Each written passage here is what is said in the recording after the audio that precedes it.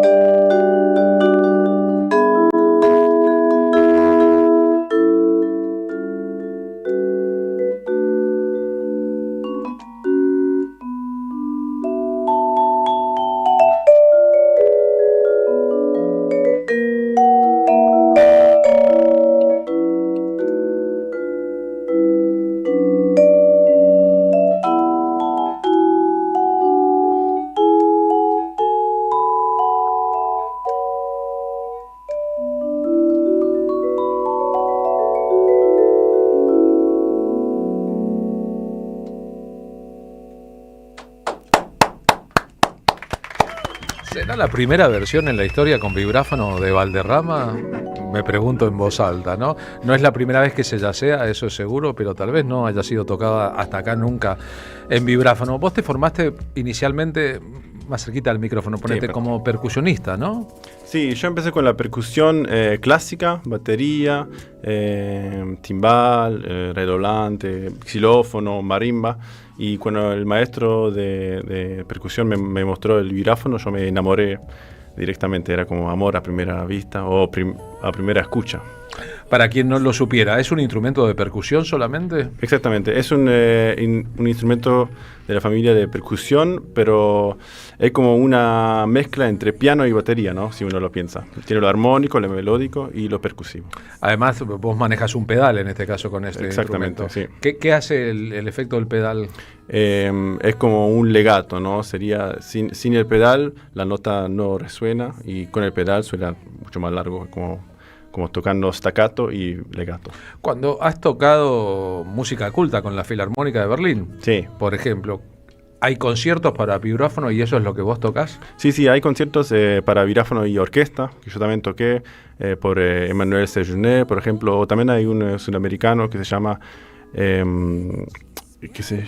un vibráfonista brasilero, Ney, que escribió también un concierto para vibráfono y orquesta. Existe pocos, pero existe. O sea, que podríamos decir que es un instrumento con obra por venir también a desarrollar. Hacen falta más compositores para vibráfono. Vos sos compositor. Sí, ¿estás haciendo eso? Sí, yo hicimos un tema, una suite para vibráfono y orquesta de cuerdas con mi padre, Carlos Dorado. Escribimos eso juntos. Bien, y cuando tocas en París con el cordobés Minino Garay, sí, ¿le metés al tunga tunga? ¿Es lo que hacen o no? Bueno, el Minino Garay, con él hicimos muchos proyectos diferentes. Hicimos desde música, world music, ¿no? Con músicos africanos, hasta folclore argentino más bien tradicional, hasta modern jazz. Es muy amplio el repertorio con Minino. ¿No hiciste cuarteto todavía? No. Ni speaking tango. De speaking tango sí toqué con él, sí. Hablando de tango, Piazzolla gustaba del sonido del vibráfono, ¿no? Sí. Tocó con Gary Barton, por ejemplo. Gary Barton, sí, un disco muy famoso. Lo consideraba parte de una hipotética vanguardia. El asunto es que con un instrumento que pasa por exótico, ¿no? Un instrumento poco frecuentado. Claro. Es en qué cajón se podría poner. Es un instrumento para tocar jazz, para tocar música vanguardia, para tocar música culta, para tocar música popular. Todo eso convive en vos. Sí, exactamente.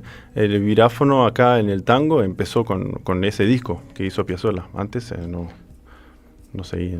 O sea, le debemos al oído de Piazzolla sí, haber incorporado al vibráfono. Y en lo que acabas de hacer, que es tocar un clásico del repertorio del folclore, ¿hay en la escena argentina gente que esté haciendo eso, como vos lo haces en Europa, o viniendo de Europa acá? Sí, hay vibráfonistas, aunque uno tal vez no sepa tanto. Hay vibráfonistas acá en Argentina. Se empieza a desarrollar una escuela de viráfono. Acá también hay jóvenes vibrafonistas muy buenos, percusionistas. A veces son más acá en Argentina, yo siento percusionistas que tocan también vibráfono y no tanto se especializan en ese instrumento, ¿no? No te preocupes por la pronunciación del castellano, porque nosotros hablando suizo-alemán seríamos pésimos, así que vos estás salvado. Y francés, no sé, pronunciaríamos como de las colonias. Los argentinos que viven en Suiza en realidad están muy conformes de alguna manera, los que vienen a Europa, con el asunto de poder programar su vida, de saber que hay cierto ordenamiento de las cosas que le permite saber que de acá a fin de año su agenda de trabajo y las posibilidades son estas específicas, mientras no pasaría lo mismo aquí al sur de América. Claro, y eso me gusta también de no saber lo que va a pasar, ¿no? Yo me fui también de Suiza y fui a París, donde esta vez más difícil, hay muchos músicos, es más difícil poder ahí ganarse su vida, digamos, que en Suiza, por ahí, como artista, pero me gusta el challenge también. Bien, o sea, a vos te gusta la incertidumbre. Sí. Viste que suele decirse, yo estuve en Suiza, pero conozco Zúrich, la ciudad más alemana, la capital, la de los bancos, la de la FIFA, etcétera, etcétera, que Suiza, salvo los relojes y los chocolates y el secreto bancario y la fondue y los quesos, tal vez compartido con Alemania, no inventó nada. Yo creo que es una tontería, que seguramente hay muchas cosas interesantes. Vos como suizo, pero con una familia argentina también, como suizo argentino, ¿qué crees que es copado? ¿Qué es lindo de Suiza, aparte de lo que ya mencionamos? Bueno, en Suiza es justamente lindo eso del vivir junto con el francés, el alemán y el italiano, ¿no? Eso, y hay también mucha gente, por ejemplo, en Biel-Bien, esa ciudad de donde yo soy, que es multicultural, se habla francés y alemán, entonces hay gente de Alemania que va a trabajar, pero también gente de África que habla francés, que se siente cómoda ahí por el francés, y es una mezcla muy linda, y eso es algo que me gusta. Y Suiza en algunos casos es como un poco la cultura entre Alemania y Francia, ¿no? Tiene el vino, pero también tiene la cerveza y es como tal vez a veces un poco más calurosos que los alemanes, diciendo así en general ahora. Pero sí, igual... sí, es un pueblo muy especial, muy lindo, que me gusta mucho. Vos sabés que, por último, para asociación, por un argentino que se haga una idea, fui a la cancha de un equipo que se llama el Grasshopper, un equipo de Zúrich. Grasshopper, jugó un partido con la selección argentina, con Maradona en la selección argentina en el 85, salió 7-1, no era muy importante el partido, era una gira Francia, Italia, Suiza del seleccionado argentino de fútbol, pero lo que me llamó la atención en serio, ahí primero es que no le daban bola a Maradona y estaba en Zúrich. Sí. No existía Maradona, no era una noticia para nadie, ni siquiera para la página de deporte de los diarios, era muy chiquitito. Eso fue hace 40 años, seguramente la pasión por el fútbol ha aumentado, pero vendían lo que llamamos choripanes, sándwiches de chorizo en la puerta de la cancha, de tal manera que la cancha estaba rodeada de olor a choripán. Sí. ¿Es normal en Suiza comer sándwiches de chorizo en la calle, como acá, o cerca de los estadios? Sí, en los estadios se suele comer, es más como hot dog, después no es exactamente choripán, ¿no? Pero también, sí, es normal comer eso ahí, digamos, eso es más la cultura alemana, ¿no? Es más cultura alemana. Sí, yo fui a investigar a ver de qué se trata. No eran hot dog, eran choripanes, eran chorizos tipo alemán, claro, con tipo pan alemán. Tipo suizo, sí. Pero era el rito del hincha, que es encontrar que ahí es más rico que nunca. ¿Podemos pedirte que interpretes una más ahora aquí? Claro. Con gusto. Voy a tocar un tema de mi próximo disco, que se llama Luna y Sol. Bien, ¿lo vas a presentar aquí cuando toques? Acá. Lo vas a presentar aquí. Dale, date la vuelta. Jueves 15 de enero, el jueves de la semana que viene, Empresa Anchorena 1347, en la capital federal. Lucas Dorado, vibráfono y composición, junto a su grupo con Manu Sija, multiinstrumentista tucumano de invitado. Y el domingo 18 de enero, si estás en La Plata, a las 9 de la noche, en el Desafinado Jazz Club, presentando algunos temas del disco que ya grabó y está aquí dando vueltas en la Argentina, El Sueño en las plataformas y temas del disco por venir.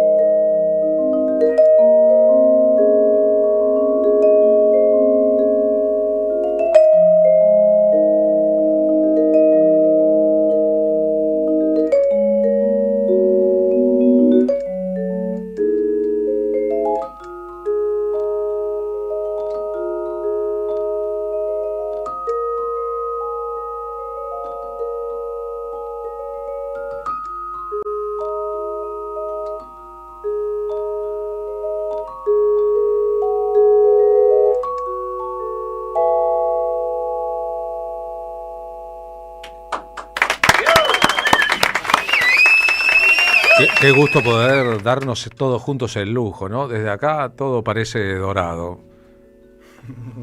Como lingotes de oro, el instrumento, el apellido del músico. A diferencia del futuro, todo parece dorado. Gracias por haber venido a la radio, Lucas. Muchas gracias por la invitación. Muy amable. Ayer vino una pianista con un piano aquí al estudio de radio y le pregunté, che, ¿qué laburo traer el piano por la calle? Por suerte me lo prestó una alumna que vive cerca. Me dijo, ¿un vibrafonista viaja con su vibrafón? ¿Vos viajás por el mundo con el vibrafón o te haces de un vibrafón a donde vas? Si puedo, no. Mejor tener un vibrafón donde yo toco, ¿no? ¿Este lo trajiste o...? No, eso me lo prestaron acá en Buenos Aires. ¿Hay que agradecerle a alguien, a un amigo? Sí, hay que agradecerle a Oscar Albrío. Que te prestó este vibrafón, porque si no, claro, hay que andar con los instrumentos por el mundo. Agradecemos mucho a los músicos que se toman el laburo de venir a la radio para hacer lo propio portando sus instrumentos. No es lo mismo, por ejemplo, Franco Luciano con una armónica, claro, o 3 armónicas que vos con el vibráfono. Lo suyo suena así aquí, ahora en el disco. Es la versión de Nada.